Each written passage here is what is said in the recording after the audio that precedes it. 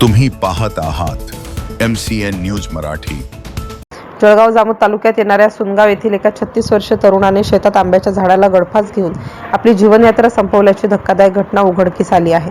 या प्रकरणी जळगाव जामोद पोलीस स्टेशनमध्ये आकस्मिक मृत्यूची नोंद करण्यात आली आहे। प्रवीण प्रल्हाद दामधर वय 36 वर्ष असे मृतकाचे नाव असून या घटनेमुळे परिसरात हळहळ व्यक्त करण्यात येत आहे।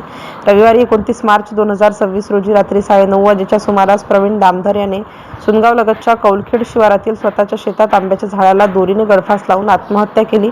या घटनेची माहिती मृतकाचे भाऊ संतोष प्रल्हाद दामधर यांनी जळगाव जामोद पोलीस दिलेल्या तोंडी रिपोर्टवरून पोलिसांनी कायम वर्ग क्रमांक 14/2026 कलम 194 BNSS नुसार नोंद केली आहे। सदर घटनेचा पुढील तपास ठाणेदार नितीन कुमार पाटील यांच्या मार्गदर्शनाखाली police head constable Shaikh Irfan व पोलीस कॉन्स्टेबल संदीप रिंढे हे करीत आहेत। MCN न्यूज मराठी करिता गजानन सोनटक्के, सुनगाव।